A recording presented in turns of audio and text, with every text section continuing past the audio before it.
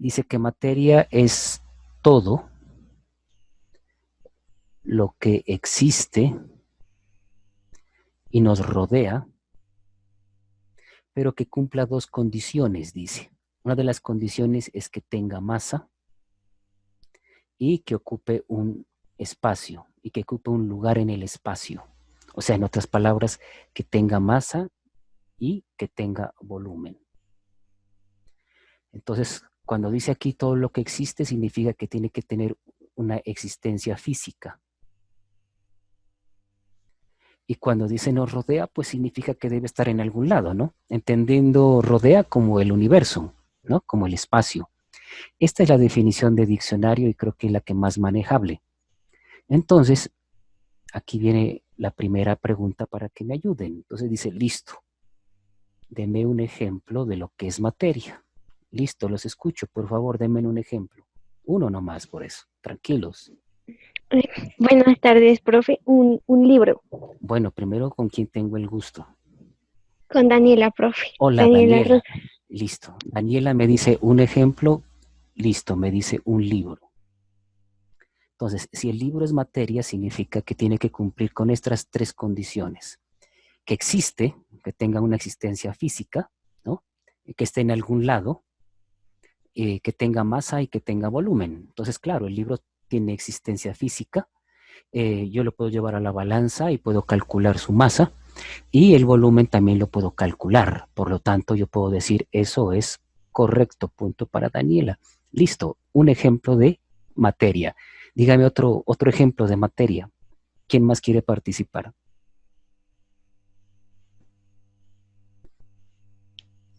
A ver, nosotros mismos somos materia, O el sea, ser humano. el ser humano, listo. Coloquémosle aquí el ser humano. Entonces, el ser humano sí tiene existencia física. Tiene masa, sí, claro, nos podemos medir cuánta masa tenemos, cuánta materia tenemos y ocupamos un volumen en el espacio. Claro, cierto. Unos ocupan más volumen que otros, unos son más masivos que otros, eso es correcto. Listo. Ahora viene una pregunta más interesante. Ahora le pregunto, deme un ejemplo de lo que, según esta definición, no es materia. Deme un ejemplo de lo que no es materia. Esa pregunta es más interesante. Las ideas, profe. Ideas. Y esa sí está dura de roer. A ver, veamos qué es que pasa con las ideas. Veamos en primer lugar si tienen existencia física. ¿En algún lado las ideas tienen una existencia física o solo son producto de la interacción de nuestras neuronas en el cerebro? En otras palabras, las ideas son producto únicamente de nuestra mente y por lo tanto no podemos decir que tengan una existencia física. Hasta ahí no cumple y esa es la principal. A las ideas, pues obviamente no las podemos llevar a una balanza y tampoco ocupan un volumen. Eso es cierto. Las ideas no son materia. Entonces, de acuerdo a esa definición, listo. Entonces, por ejemplo, las ideas no son materia. Listo. Así como las ideas. ¿Qué otro ejemplo habría de qué no es materia? Los sentimientos. Los sentimientos, a ver, sentimientos, coloquémosle aquí, listo, sentimientos de amor, sentimientos de afecto, sentimientos de odio. Esos sentimientos no tienen una existencia física, no están en ningún lado, solo son también producto de nuestra mente. Sucede que nuestras neuronas se conectan y fruto de ello pues se produce nuestra mente y nuestra mente es la creadora de los sentimientos. Los sentimientos no tienen masa, no los puedo llevar a una balanza, ni tampoco puedo calcular la masa, y por lo tanto tampoco tienen volumen, ¿no? Aunque uno dice, no, es que esas son ideas de peso. Ah, bueno, pero se refiere a otra cosa, no tiene nada que ver con la propiedad física llamada masa, ¿no? Y ni tampoco los sentimientos, sí, en esto tienen toda la razón, ¿no? Bueno, ahora les voy a colocar otro ejemplo. Entonces, digamos que en el primer parcial la primera pregunta sea una pregunta abierta. Escriba 3 razones por las cuales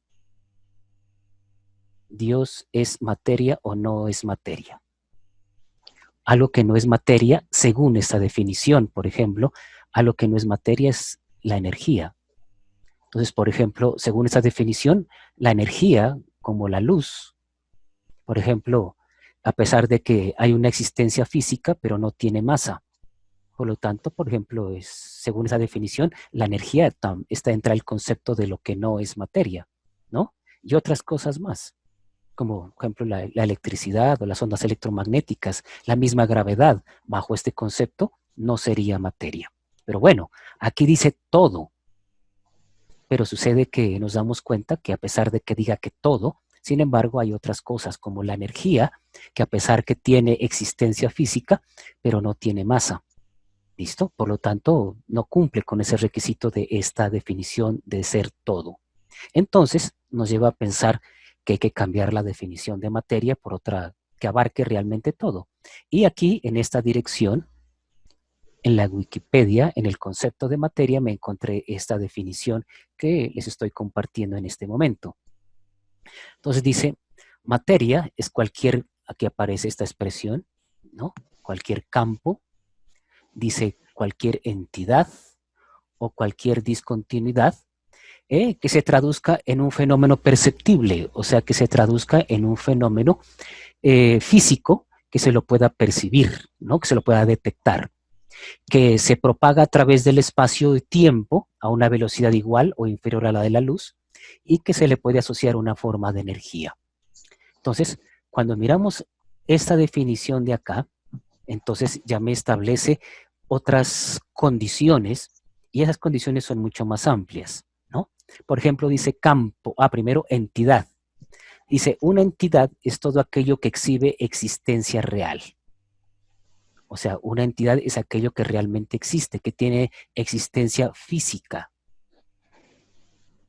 Y que también presente autonomía, diferenciación o individualidad.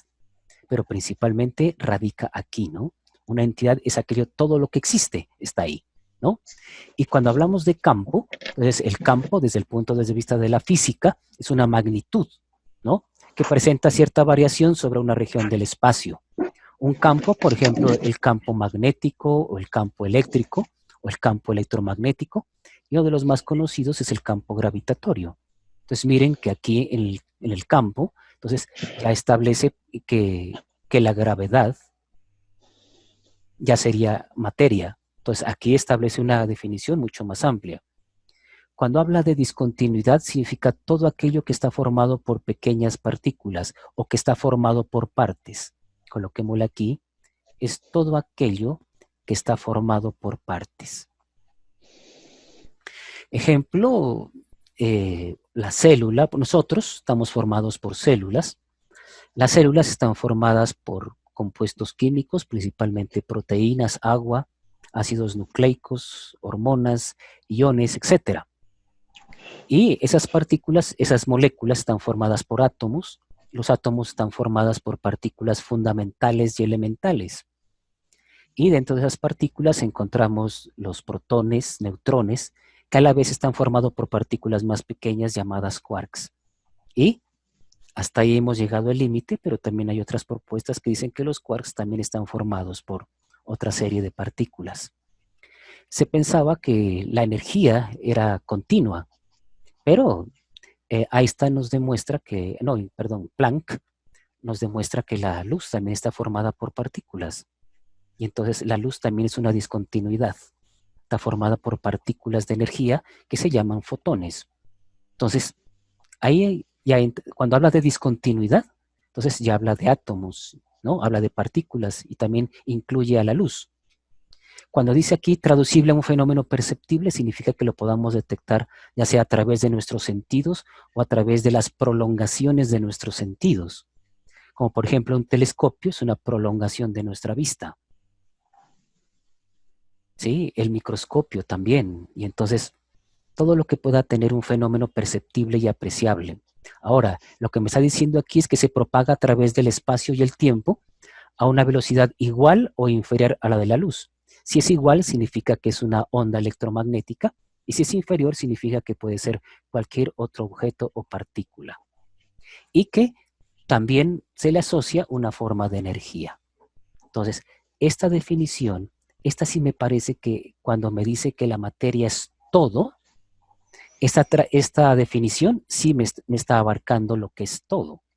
Y entonces, aquí sí es mucho más difícil decir, y de acuerdo a esa definición, que no es materia. Esa es una buena pregunta. Esa dejémosla para el parcial más bien, ¿no? Diciéndole, miren esa definición de la Wikipedia. Ahora sí, dígame, de acuerdo a eso, ¿qué no es materia? Y justifique su respuesta. Esa es bonita, esa pregunta. No, ojalá no me olvide yo en el camino. Después decirles, es cierto que les dije que les comenté de esta pregunta, pero bueno, ojalá no me olvide en el camino porque es interesante, ¿no? Es decir, y de acuerdo a esto, entonces, ¿qué no es materia? Por eso hago énfasis en decir, y de acuerdo a esta definición.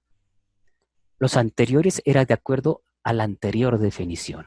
Y de acuerdo a esto, ¿qué no es materia? Esa se la dejo ahí para que le echen cabeza y digan, a ver, pues pucha, y esa es pregunta para el examen, ya me la dijeron, ¿no? Bueno, cuando hablamos de clase de materia, principalmente vamos a clasificarla en dos grandes grupos, ¿no?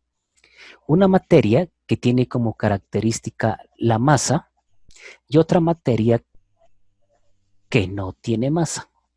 Entonces, cojamos la masa como una característica para dividir dos clases de materia. Entonces, la primera, la materia másica, es justamente aquel tipo de materia que tiene esta propiedad llamada masa. Esta materia másica, dice, se organiza en dos grandes grupos. A nivel microscópico, entonces encontramos aquí el nivel de partículas, átomos, moléculas, partículas, iones, ¿no? Y a nivel macroscópico es la agrupación de estas partículas. Y esa agrupación de esas partículas es lo que se denominan los estados de agregación. Entonces encontramos aquí el sólido, el líquido, el gaseoso y el plasma entre los cuatro principales. Entonces, la materia másica, ¿no? La encontramos a nivel microscópico y a nivel macroscópico. A nivel macroscópico es cuando este poco de partículas de acá se juntan y forman los estados de la materia, o mejor aún, el término completo es estados de agregación de la materia. Para que sea materia másica, decimos que tiene que tener principalmente tres cualidades. Es decir, si yo quiero clasificar a la materia másica y saber si es materia másica y no es la otra, es porque tiene que tener tres cualidades. Primero, dice, debe tener dimensiones. O, dicho de otra manera, ocupar un lugar en el espacio-tiempo determinado. O sea que debe tener volumen. Otra propiedad de la materia másica es que la materia másica presenta inercia. Y se traduce la inercia como la resistencia al cambio, movimiento o reposo. Si la materia másica está en movimiento, presenta resistencia a salir de ese estado de movimiento. Y si la materia másica está en reposo, quiere permanecer en reposo. Y si la quieres cambiar del reposo, presenta resistencia. Esa resistencia es inercia. Entonces tenemos aquí volumen, inercia. Y otra propiedad de la materia másica es que causa gravedad. Esa gravedad, también llamada gravitación, y esta gravedad, coloquémosle aquí G, cuando interacciona sobre una masa M, recibe el nombre en inglés de weight, conocido como el peso. Entonces, características de la materia másica: volumen, inercia y, llamémosle acá, peso. O, mejor aún, toda materia másica causa gravedad. Entonces, eso es lo que me permite a mí saber si sí o si no es materia másica. Veamos qué pasa con la otra, con la materia no másica. Se llama así justamente porque es una forma de materia que no tiene masa. O sea, el requisito es que no tenga masa. Y a estas formas de materia, entonces le damos el nombre de energía.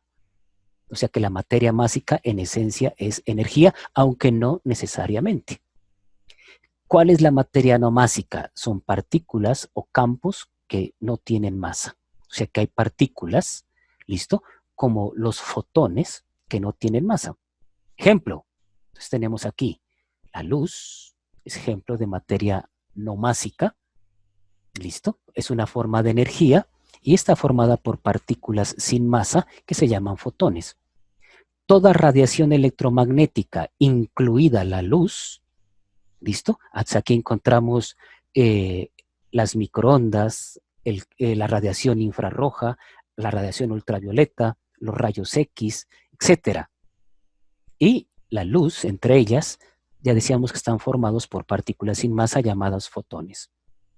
Hay unas partículas llamadas neutrinos que una característica es que en determinadas circunstancias no tienen masa, pero que no interactúan con la materia másica y se llaman los neutrinos. Estos neutrinos, por ejemplo, provienen de las reacciones nucleares del Sol y todos los días, a toda hora, la Tierra y nosotros somos atravesados por millones de neutrinos. La ventaja es que no interactúan con la materia másica. ¿Listo? O sea, que nos atraviesan y no pasa nada con nuestras células ni con nada. Otras partículas, que luego les vamos a dar el nombre, creo que están por aquí están, ¿no? También son de materia no másica y una partícula hipotética, que es la que causa la gravedad, que se llama el gravitón, que esto está todavía por descubrir. En esta imagen que estoy mostrando aquí están unas partículas que son las responsables de las 4 fuerzas. Entonces, por ejemplo, tenemos aquí el gluón, ¿no? Que es una partícula que está asociada con lo que se denomina la fuerza fuerte. Y esta fuerza fuerte está asociada con esta partícula, es la que hace que los protones y los neutrones permanezcan juntos dentro del núcleo. Si los protones son de la misma carga eléctrica, deben de rechazarse, y claro que se rechazan.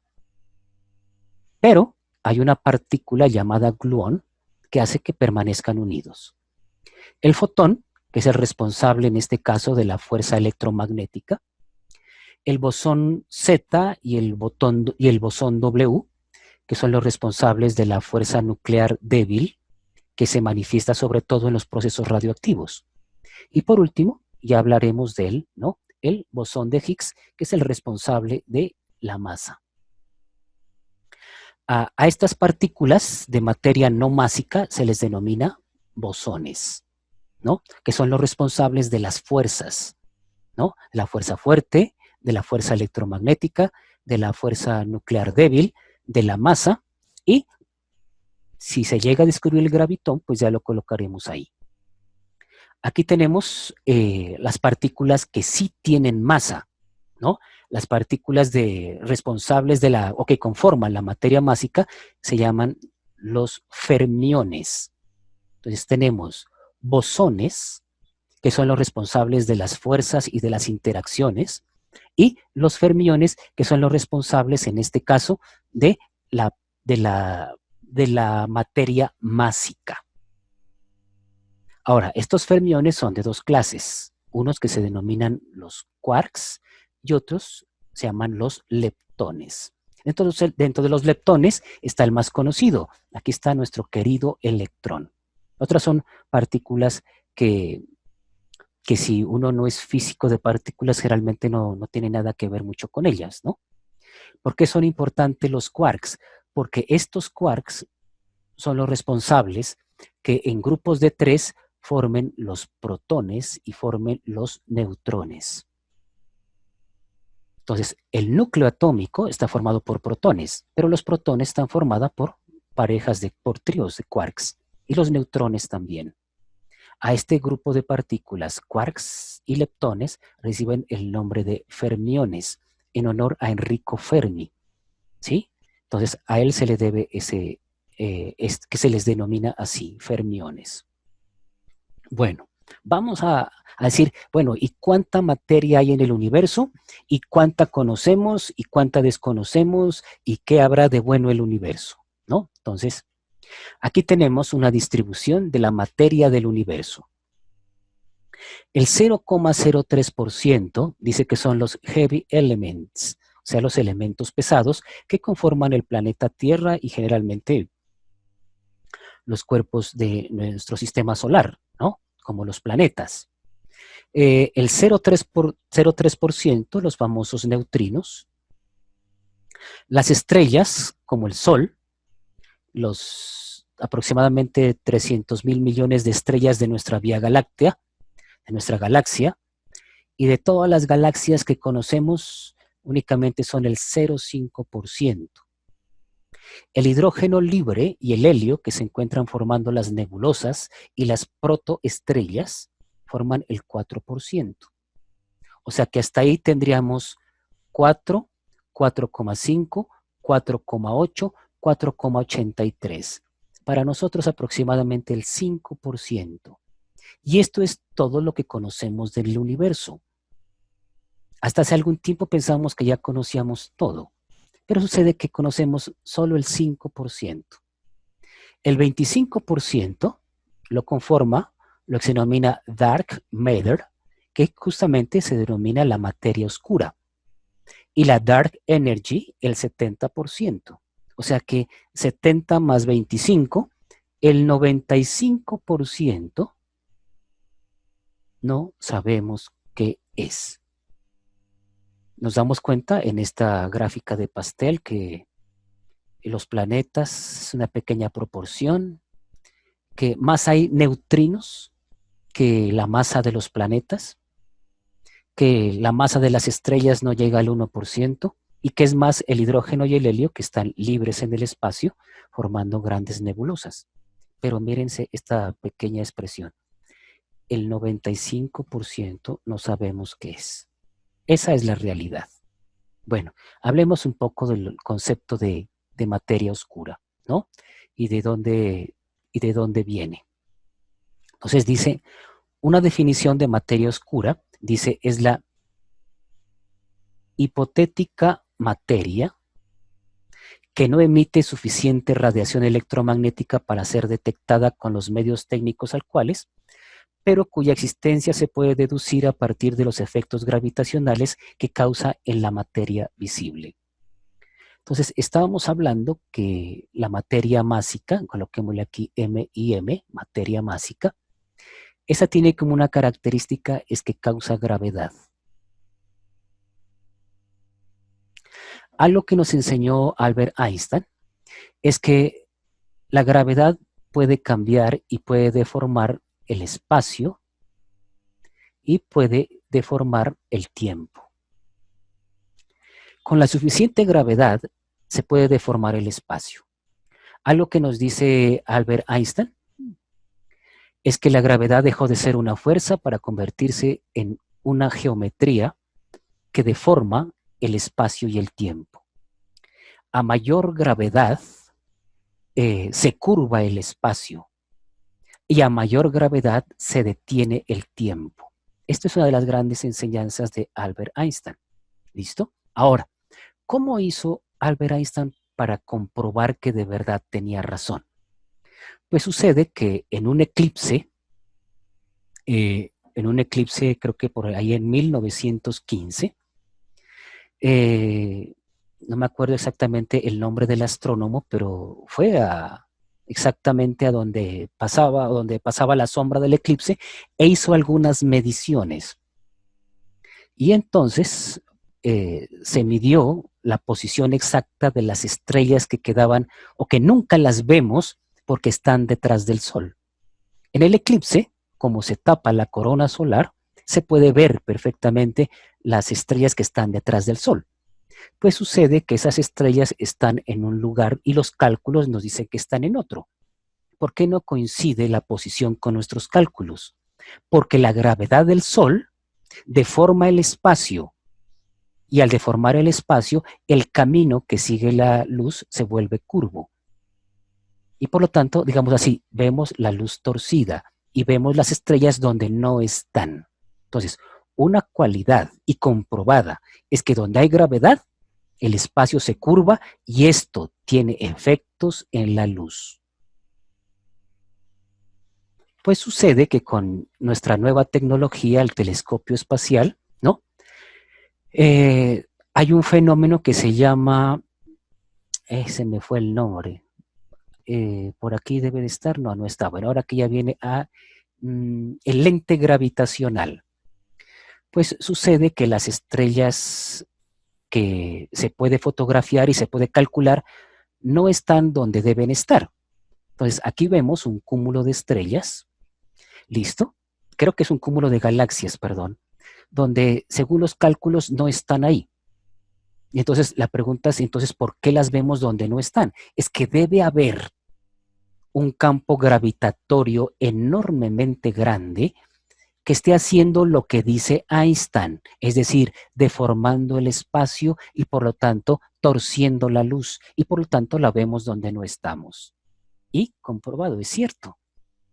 Entonces, ¿qué significa? Que en nuestra galaxia, en el espacio entre las estrellas, el espacio entre las galaxias, hay algo que está produciendo gravedad.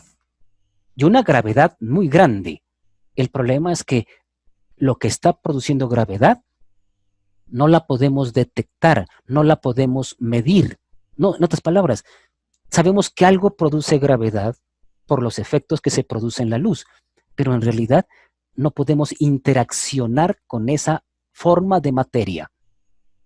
Como no sabemos qué es, entonces le llamamos materia oscura. Una de las razones es porque simplemente dice acá, no puede ser detectada con los medios técnicos actuales. Pero sí nos dice que algo hay ahí que está causando la gravedad. Hasta ahora no la podemos detectar, solo medir en este caso su consecuencia gravitacional, su campo gravitacional. Posiblemente esta materia sea otra forma de materia, ¿no? Estamos hablando ahora de materia másica y no másica, pero sucede que la materia oscura es el 25% y no sabemos qué es. Entonces, ahí hay un buen trabajo para poder detectar, primero para poder detectar la materia y luego para saber cómo sabemos de qué es, de qué estará hecha. ¿Será que hay otras partículas diferentes? ¿Habrá otra física que desconocemos? No sé, por eso le llaman materia oscura. Ahí hay un bonito trabajo para ganarse el premio Nobel. Y Profesor, disculpe. dígame. Yo soy estudiante de física, ¿verdad? Sí, señor. Y estoy en esta cuarentena he estado leyendo uno de los libros que me recomendó uno de mis profesores de física, que se llama El universo en tus manos, del que es, mejor dicho, la mano derecha de Stephen Hawking. Ah, ya, Penrose. ¿El que recibió el premio Nobel?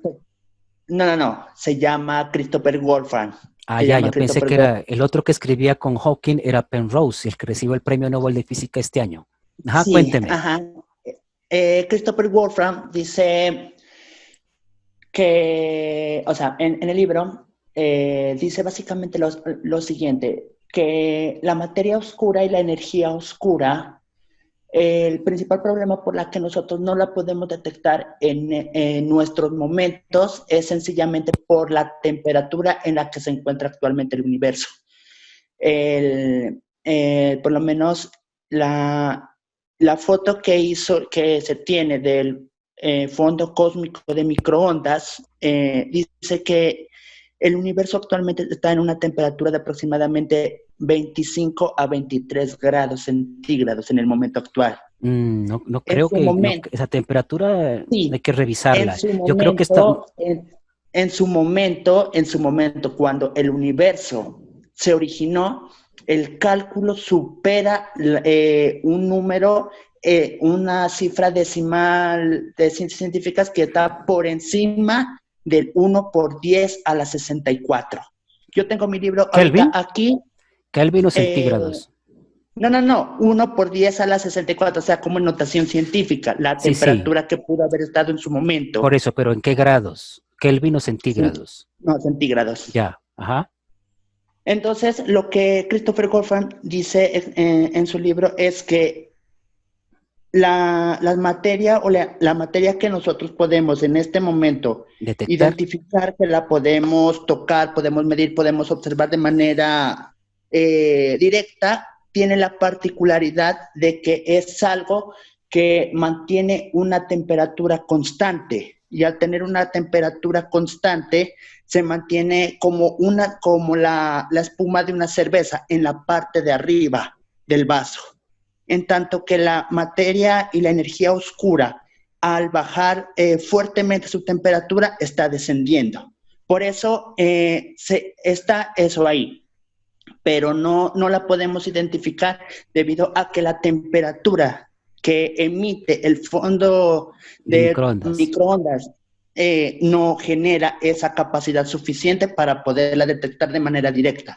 Si nosotros estuviéramos en el instante, o por lo menos en los primeros minutos en que el universo se creó, es más que evidente que se la podría tanto mirar como tocar y experimentar, porque la temperatura misma de esa radiación permitiría el conocimiento y el acceso a esa información. Ah, bueno, es decir, no soy yo para contradecir a un físico de ese tamaño, ¿no? Pero entonces, recordemos que la radiación de microondas es el eco remanente del Big Bang, ¿no? Y lo que nos muestra esa distribución es que es homogénea, en su mayor parte, es homogénea a través de todo el espacio, y nos indica también que la temperatura es casi la misma en muchas regiones del espacio, ¿no? O sea, hay una distribución de la temperatura que es muy similar, que es muy homogénea, y la cual solo hay unos lugares en los cuales hay una concentración, pero no es muy significativo. Pero entonces, cuando hablamos de la temperatura en el espacio, estamos hablando que es alrededor de 2 Kelvin, y 2 Kelvin es muy cercano al cero absoluto. Y cuando hablamos de 2 grados Kelvin, que es la temperatura interespacial o entre las galaxias, ¿no? Muy cercana al cero absoluto, estamos hablando de menos 273 grados centígrados, ¿no? Entonces, en la cual la energía es extremadamente, o por lo menos la temperatura es extremadamente baja. La propuesta que comentas tú es que posiblemente se deba justamente a esa razón, y que tal vez para poder ser manipulable, visible, experimentable, tenga que estar a esas temperaturas es decir, cuando hablas de 10 a la 60, se queda corto, es decir, ya no hablamos ni siquiera de trillones, cuatrillones, quinquillones, no, es mucho más grande, es 10 a la 60 grados. Eso es una temperatura enorme, ¿no? Que solo es posible, o solo fue posible en ese caso, bajo las condiciones primarias del universo en el Big Bang, porque las estrellas, los núcleos de las estrellas llegarán a 10 millones de grados, ¿listo? O tal vez una supernova puede llegar a unas temperaturas de tantas decenas de miles de grados o de miles de millones, pero pues cuando hablamos de 10 a la 60, wow, eso solo se dio en esas condiciones, ¿no? Pero entonces, como en este caso, el problema con la cosmología es que solo las matemáticas son las que permiten decir si sí o si no, porque pues en este caso sería imposible diseñar un experimento. Pero entonces, partiendo de esa hipótesis, y si la hipótesis de este amigo es cierta, significaría que es problema de condiciones para que nosotros podamos establecer un contacto con la materia oscura y, obviamente, pues poder establecer cuál es su composición, ¿no? Y de ahí, pues, toda la física que se genere con esas formas de materia. Uno dice, ojalá solo sea una forma exótica de la materia que nosotros conocemos. O quién quita que sea otra forma totalmente diferente a lo que es la materia conocida. Pero lo cierto es que ahí hay mucha tela que cortar para los físicos, para los científicos, y creo que pasarán unos cuantos años más hasta que tengamos un experimento que realmente nos lleve justamente a eso, ¿no? A poder establecer las entrañas de la materia oscura, pues, y ojalá ustedes, ojalá en sus trabajos puedan hacerlo, ¿no? Bueno, voy a continuar con el concepto de energía oscura y agradecerle por ese punto de vista, ¿no? Como físico, y me parece excelente ese aporte. Hablemos un poquito de la energía oscura, y tiene que ver mucho el concepto de energía oscura justamente tiene que ver mucho con el Big Bang, ¿no? Justamente, es decir, a principios del siglo XX, no, a mediados del siglo XX, el astrónomo Edwin Hubble descubrió que las galaxias se encuentran en movimiento y descubrió que unas galaxias se alejan de otras y que entre más lejos estén, más rápido se mueven y más rápido se alejan. Eso llevó a pensar que si ahora las galaxias se están alejando, significa que hace algún tiempo pues tuvieron que estar juntas. Y por lo tanto, desde esa idea de que si ahora las galaxias se están separando a velocidades astronómicas muy grandes, en algún tiempo tuvieron que estar juntas. Y entonces pues les echaron reversa, echaron los cálculos y llegaron a un punto y calcularon que aproximadamente hace 16,5 millones de años, ¿no? Pudieron haber estado, 16,000 millones de años, esas galaxias tuvieron que estar juntas, ¿no? Y de ahí justamente surge que si esas galaxias estuvieron juntas significa que hubo un origen o un momento de creación del universo, pero más que todo es cuando se crea el espacio y el tiempo, ¿no?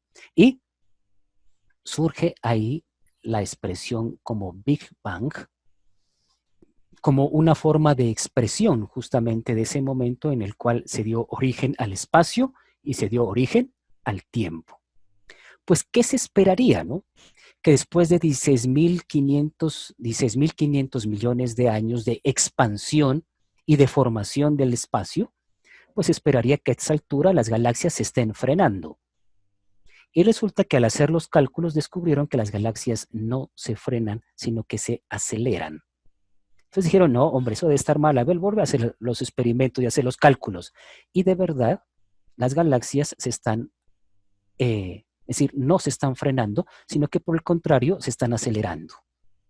Y entonces la pregunta es, ¿qué las hace acelerar?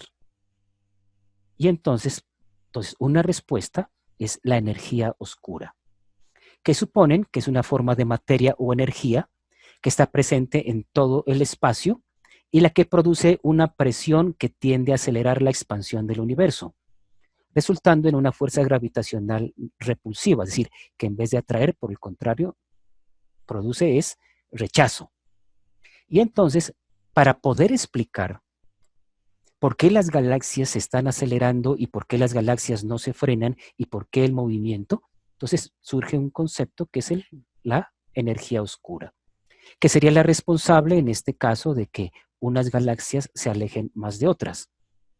Y que, es decir, el espacio que hay entre una galaxia y otra es el que está lleno de materia oscura y que es más grande que la gravedad y por lo tanto hace que las galaxias se alejen. Es una forma de explicarlo. Pero entonces, como en todo, ¿no? Es decir, hay muchas cosas, muchos científicos piensan que este es únicamente un recurso para poder explicar a lo que no sabemos, pero han podido calcular la cantidad de energía oscura responsable para que las galaxias se alejen unas de otras. Y por lo tanto, aquí hay otro concepto más, que en realidad es poco o nada lo que sabemos. ¿Listo? Al igual que la materia oscura, tenemos la energía oscura y decíamos que de esto es el 75%. Se espera que de aquí a unos años, ¿no? Entonces, los físicos en este caso y también los cosmólogos, hombre, puedan interpretar o descubrir que realmente es la materia oscura o es otro tipo de materia o encontrar otra explicación, otra teoría que pueda explicar esta parte que es la materia oscura. Bueno, ahí quedamos como ese punto, esos dos puntos de reflexión, ¿no? Que es poco o nada lo que se sabe de ello. Bueno, ahora hablemos un poco de la materia másica, ¿sí? Es decir, de la materia conocida. Cuando, sobre todo, pues la química trata sobre esto, ¿no? Las interacciones de la materia másica con la energía y sus propiedades y también pues sus características y sus comportamientos y estructura. O sea, hablemos un poco de materia másica. Cuando hablamos de materia másica, podemos decir que tienen dos tipos de propiedades o dos clases de propiedades. Unas que se denominan generales, más conocidas como generales, aunque algunos textos también le llaman extensivas, ¿no? Estas generales son comunes a todas formas de materia, son comunes a todo lo que tenga masa. Y por lo tanto, estas propiedades permiten identificar si es materia másica o no es. Si tiene estas propiedades generales, permite identificar que son formas de materia másica. Estas propiedades dice que se denominan aditivas. Significa que dependen de la cantidad de muestra. Si tomas un poquito, te dan un valor, si tomas otro, te dan otro. Para poder medir estas propiedades se utilizan las magnitudes, ¿no? Entonces, estas propiedades son 4. La extensión, la inercia, la interacción y la estructura corpuscular. Son las propiedades generales, pero son más conocidas por la forma en cómo se pueden medir. La propiedad extensión se mide a través de una magnitud que se denomina el volumen. La magnitud llamada inercia se mide a través de una magnitud llamada masa. La interacción se mide a través de una magnitud llamada la fuerza, que en última se traduce en el peso. Y por último, las propiedades generales tienen es la estructura corpuscular y que se mide a través de la cantidad de sustancia. Entonces, yo quiero saber si una sustancia o que un cuerpo o que algo es materia másica. Ah, sí, claro.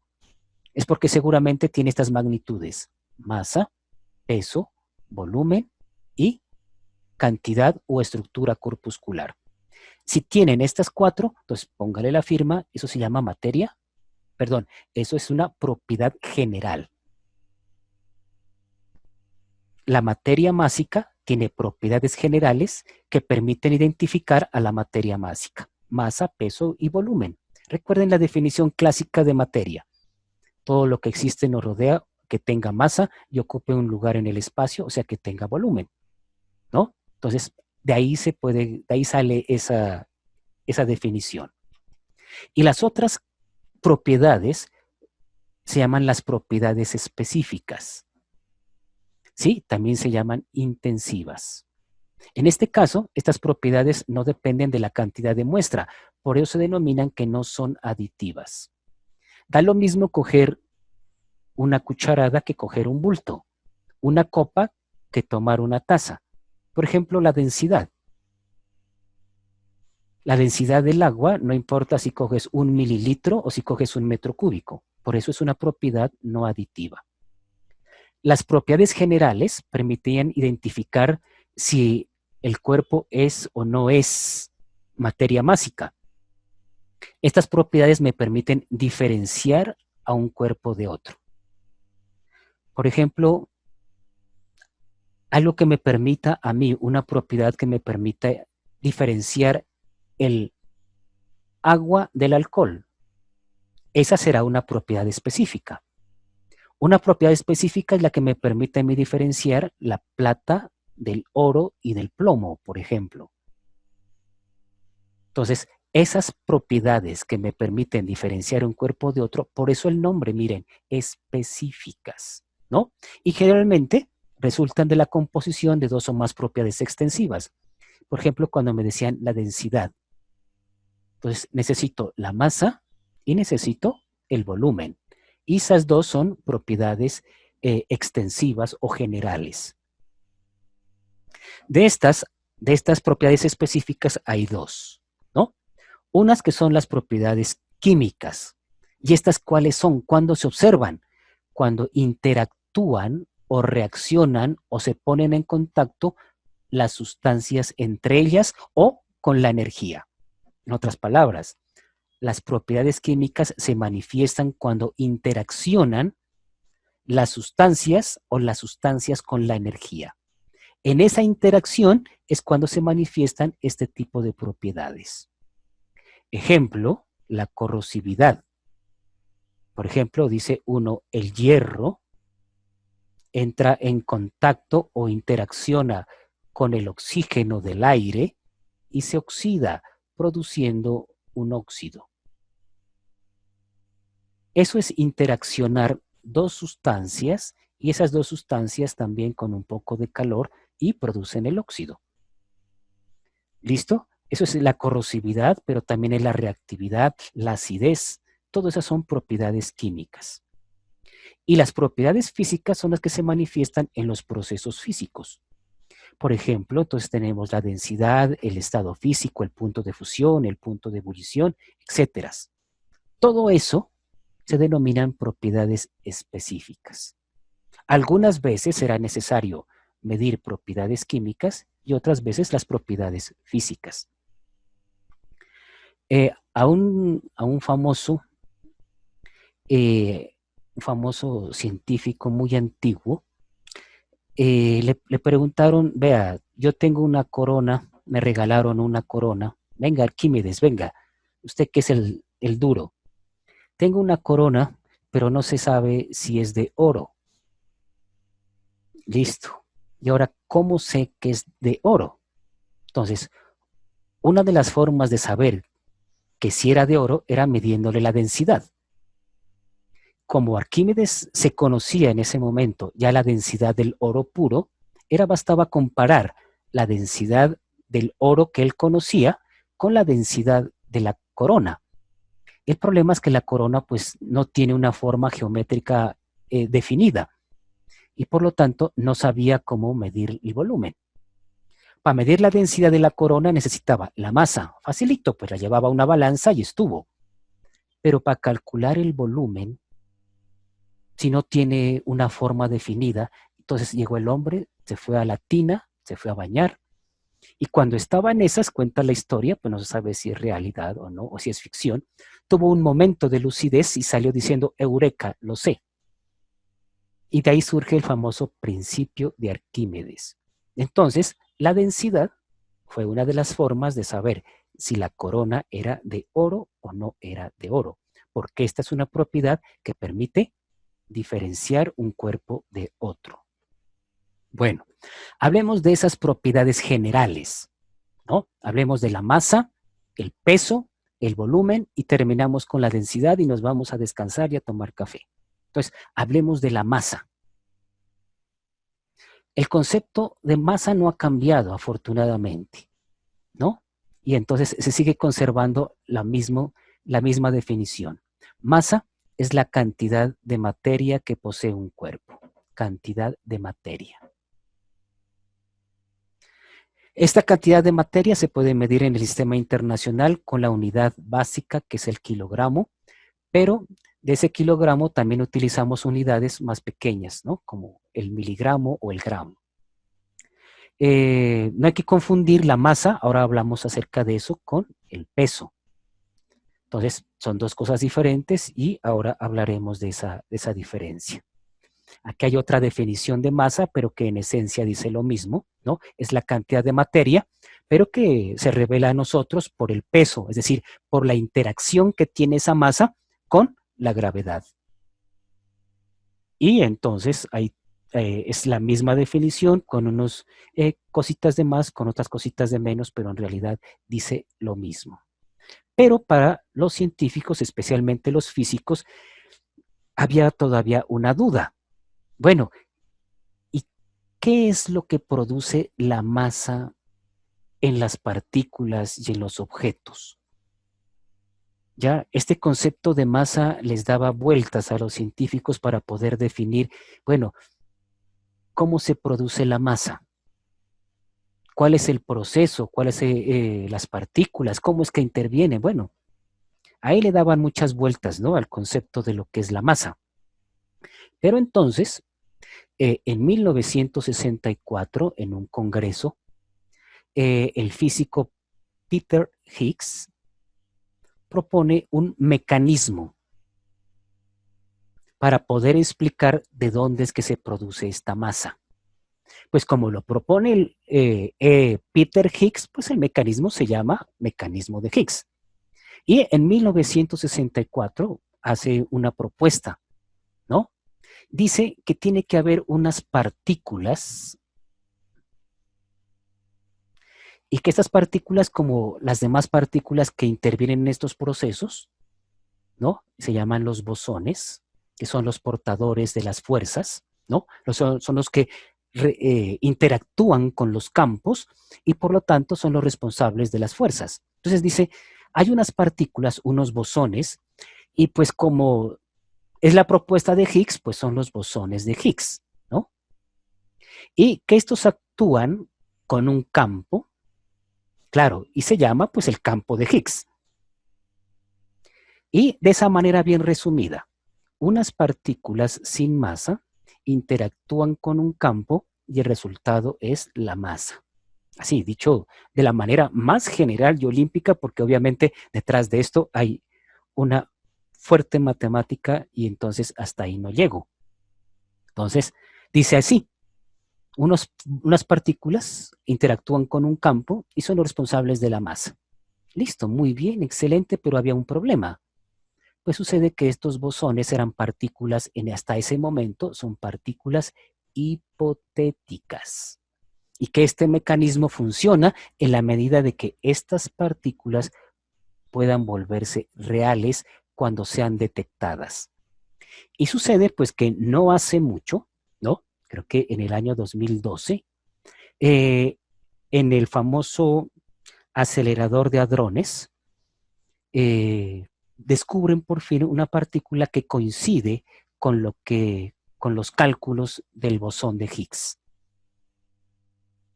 Y entonces, en ese proceso, que se llama un choque de un protón con otro protón, cogen los protones, los aceleran a velocidades muy cercanas a la luz y los hacen chocar. Y cuando chocan, pues se producen diferentes clases de partículas con ciertas direcciones, con cierta velocidad. Esa dirección y esa velocidad hace posible que se pueda calcular la energía. Y sucede que en esa colisión protón-protón se descubre una partícula con una dirección y una energía que justamente correspondía a lo predicho para el bosón de Higgs. Y por lo tanto, la hipotética partícula aparece y la pueden descubrir.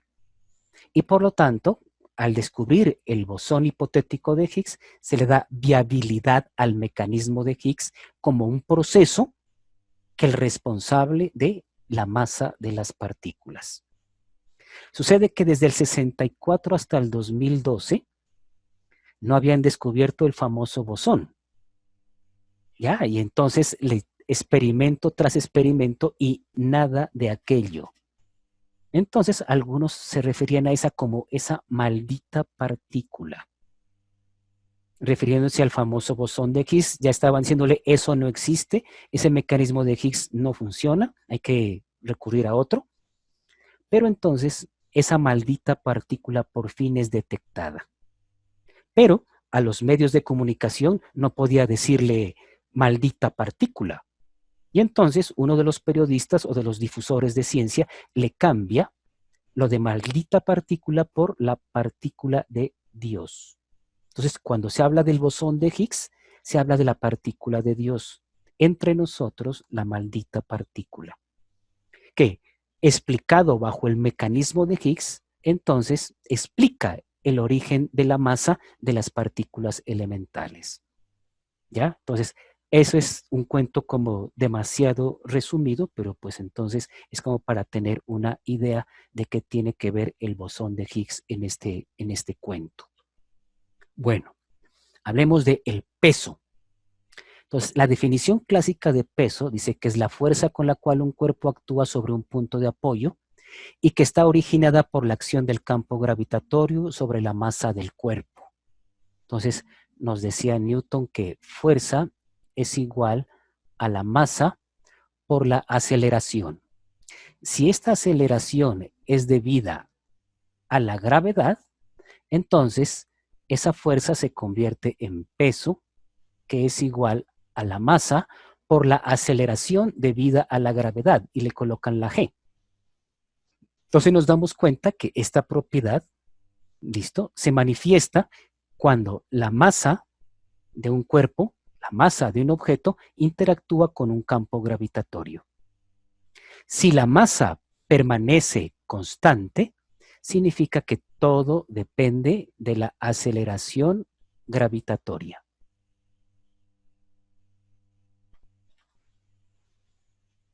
Entonces, aquí está. Bueno, pero vámonos a otro lado. Bueno, antes de continuar. Bueno, la magnitud llamada peso es una magnitud de tipo vectorial. La unidad en el sistema internacional, como es una unidad de fuerza, es el newton, pero pues se mide también en otras unidades, incluidas las dinas, el kilopondio, el kilogramo fuerza y otros más, ¿no? Pero bueno, quiero referirme a otra cosa. Pues desde muy pequeños, nos dice la profesora de tercero de primaria, que la Tierra es una esfera que se parece a una naranja. Decíamos que es achatada en los polos. El centro de gravedad de nuestro planeta Tierra estaría en el núcleo. Aquí estaría el centro de gravedad, donde se origina y se produce la mayor cantidad de gravedad. Tendríamos el centro de gravedad. La distancia al centro de gravedad es lo que define en este caso la atracción gravitatoria. Si esta distancia es mayor, entonces la gravedad es menor y el peso es menor. ¿Y eso qué tiene que ver? Pues si la Tierra es achatada en los polos, significa que los polos están más cerca del núcleo o del centro gravitacional. Y nosotros que vivimos aquí en el Ecuador, estaríamos más lejos del núcleo. ¿Y qué significa estar cerca? Pues significa mayor atracción. ¿Y qué significa estar lejos? Menor atracción. Y por lo tanto sabemos que en el planeta Tierra, pues la gravedad no es homogénea. Habrá puntos con mayor atracción y otros con menor atracción. Claro que puede ser cuestiones de una décima, centésima o milésima, pero en ciencias cuenta. Entonces, la atracción no es la misma en todos los lugares. Entonces viene una pregunta. Si usted quiere tener menor peso, pues está en el lugar preciso. ¿Por qué? Porque aquí en Colombia estamos más lejos del núcleo. La atracción es menor y por lo tanto tenemos menor peso. Si quieres aumentar de peso, váyase a los polos porque allá es menor la distancia al núcleo. Ahora, no es lo mismo tampoco la gravedad acá en el volcán Galeras, en la cima, que está a 4.500 metros sobre el nivel del mar, y Pasto, que está a 2.500 metros sobre el nivel del mar, y Tumaco, que está a 3 metros. Claro, en el volcán Galeras es más la distancia hasta el núcleo, y nosotros estamos a 2.500.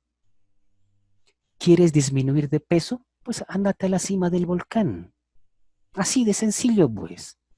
Porque en este caso estamos hablando de peso. Ah, ¿quieres disminuir más? Pues ándate volando. Entonces, conseguirte un cohete, conseguirte un avión, y entonces ándate a la atmósfera que estás más lejos. Y entre más lejos, menor atracción. Y menor atracción significa menor peso. Pero entonces no hay que confundir eso con la masa. Entonces aquí nos lleva a esto que está acá. En este caso, recordemos, el peso, si la masa permanece constante, únicamente depende de la aceleración debida a la gravedad. Usted en estos días que puede salir y que va a dar sus vueltas al centro, se encuentra en la esquina con Drogas La Rebaja. Ahí hay una maquinita. Ahí hay una maquinita que con una moneda le mide el peso. La pregunta es, ¿le mide el peso o la masa? ¿Usted realmente se va a pesar en esa máquina? ¿Usted quiere medir la interacción entre su masa y la gravedad? ¿Usted se va a pesar en esa máquina? ¿Es cierto? ¿O usted le interesa medir su masa? Si va a medir su masa, usted no se va a pesar, usted se va a masear. Solo que esta expresión no es comúnmente utilizada. Ya vengo, mamá, me voy a masear. ¿Qué? Tendrá cuidado, mijo. Pero si dice mamá, me voy a pesar, bueno, no hay problema. ¿No? Entonces son dos cosas diferentes. La masa, cantidad de masa, y el peso es la interacción de esa masa con la gravedad. Y aquí nos lleva, bueno, aparte de todo lo que puede haber aquí, voy a seguir rayando, ¿no? Hablemos un poquito de esta gravedad que la tengo aquí, ¿no? Esta gravedad. Sucede que la gravedad, para poder salir de la atmósfera, para poder salir del planeta Tierra, un cuerpo o un cohete tiene que tener una velocidad especial llamada velocidad de escape. Si yo quiero vencer la atracción gravitatoria e irme del planeta Tierra, la nave tiene que tener una velocidad de escape de aproximadamente 11 kilómetros sobre segundo. O sea que un cohete, cuando sale de aquí, tiene que tener por lo menos esta velocidad para poder salir. La Luna, como tiene menor gravedad, pues tendrá una menor velocidad de escape. Júpiter, que tiene una masa extraordinariamente grande, tiene una velocidad de escape muy grande. Marte, casi es como del tamaño de la Tierra, un poco más pequeño, tiene una velocidad de escape parecida a la de la Tierra. Y esto para que les quiero comentar que hay un lugar donde la velocidad de escape es mayor a la velocidad de la luz, de 300.000 kilómetros sobre segundo. Esta es la velocidad de las ondas electromagnéticas, incluida la luz. Hay unos lugares dentro del universo en los cuales la velocidad de escape es mayor a 300.000 kilómetros por segundo. Eso significa que ni siquiera la luz puede salir de esos objetos. ¿Debido a qué? A una enorme masa que produce cantidades enormes de gravedad con una superdensidad y hacen que la velocidad de escape sea superior a la velocidad de la luz. O sea que la luz no puede salir. Y si la luz no puede salir, significa que para nosotros ese objeto es de color negro. Ese objeto se llama un agujero negro. Es decir, que desde allá ni siquiera a esta velocidad se puede salir. ¿Por qué? La enorme gravedad. ¿Y por qué enorme gravedad? Por la cantidad enorme de masa comprimida y produciendo una hiperdensidad, ¿no? Entonces de ahí viene toda la historia de lo que es el agujero negro, ¿no? Y de por qué justamente es negro. Bueno, eso nos lleva a decir que una cosa es la masa, otra cosa es el peso. Que hay que saber cuándo es que va a pesarse y cuándo se va a masear, ¿no? Aparte de eso, pues una diferencia es que la masa, la principal diferencia, ¿no? Es que la masa permanece invariable. En cambio, el peso es variable porque depende de la gravedad. La masa la mido en balanza, el peso lo mido con un newtómetro, ¿no? La masa la mido en kilogramos, el peso lo mido en newtons, como entre algunas cosas, ¿no? Entre algunas diferencias. Bueno, hablemos un poco del volumen.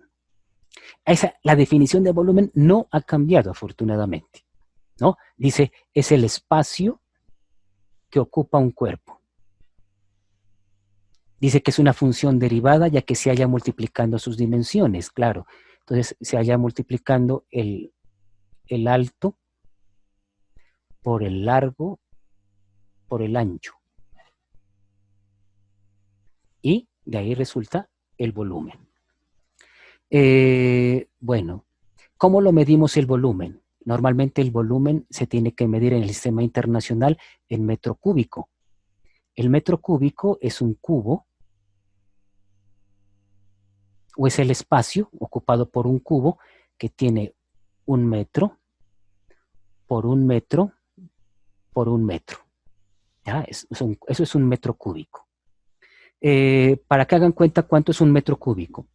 En su casa tienen seguramente un tanque de almacenamiento de agua. Si dice de 500 litros, eso es medio metro cúbico. Si dice 250 litros, esa es la cuarta parte de un metro cúbico. Y si dice 1000 litros, ese es un metro cúbico. O sea que en el recibo de agua, usted mirará si cuántos metros cúbicos consumen. Y le está diciendo cuántos tanques de reserva están consumiendo en su casa. Porque un metro cúbico es una cantidad muy grande.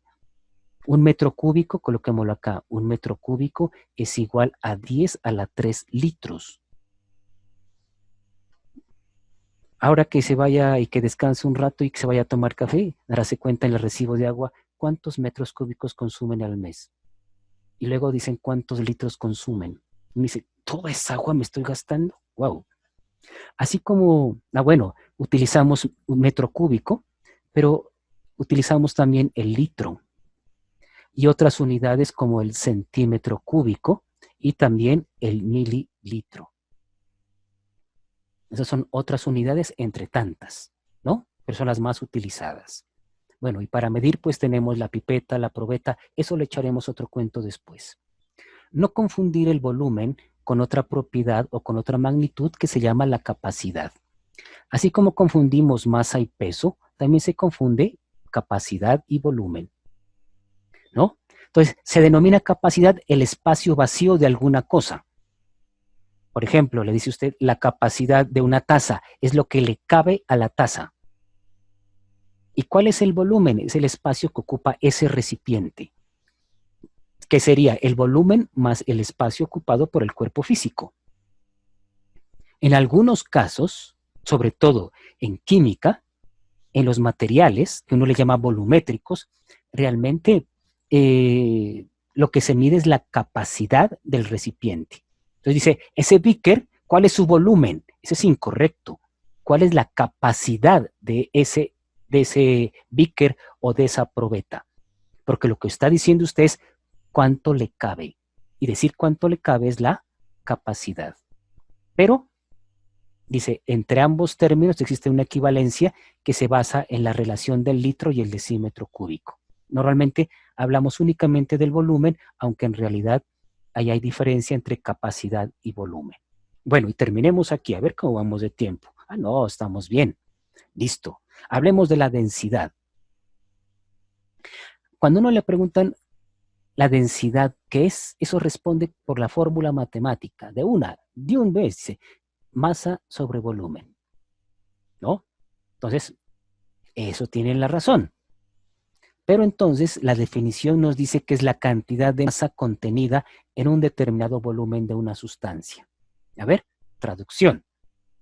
Si yo digo que el agua a 4 grados tiene una densidad media de 1,00 gramos sobre centímetro cúbico, lo que me está diciendo esto lo puedo interpretar de dos maneras y ambas son válidas y iguales.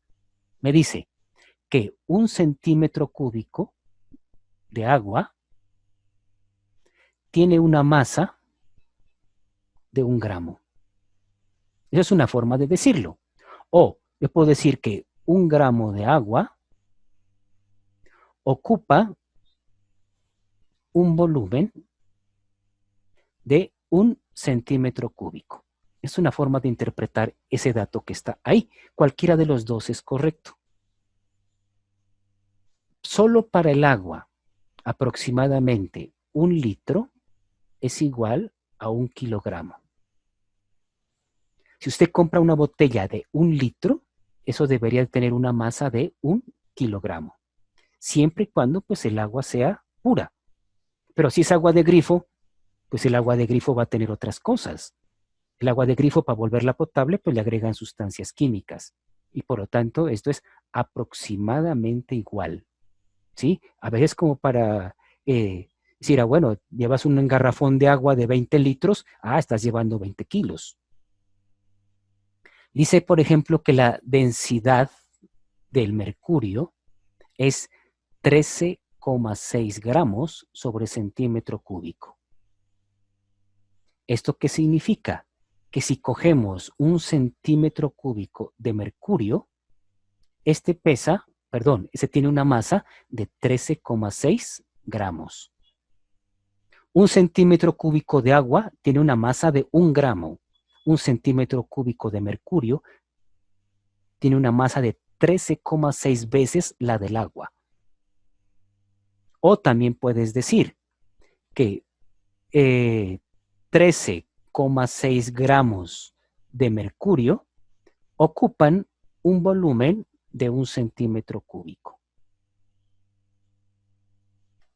Otra forma de expresar la densidad se llama la densidad relativa, que es comparar dos densidades y decir cuántas veces es mayor o cuántas veces es menor.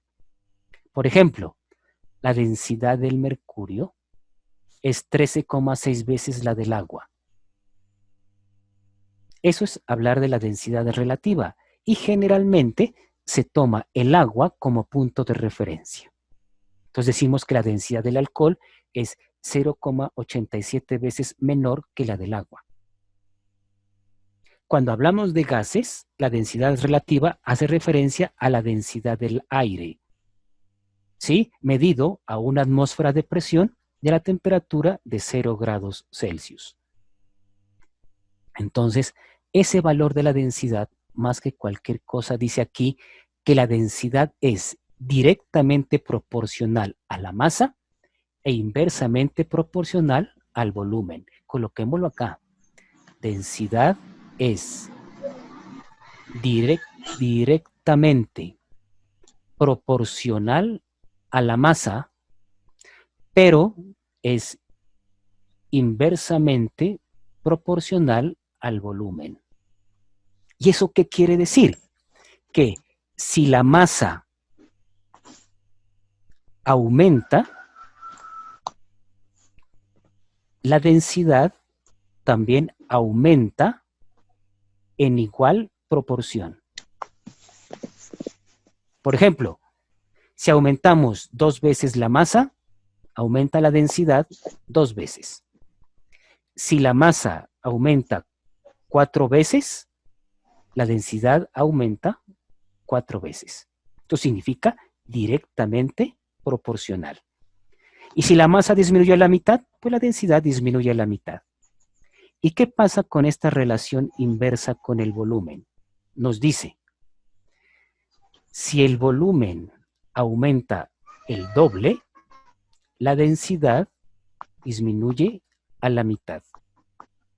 Si el volumen aumenta 4 veces, la densidad disminuye 4 veces. Y si el volumen disminuye la mitad, la densidad aumenta el doble. Entonces, eso hay que tener en cuenta cuando uno interpreta el valor de la densidad.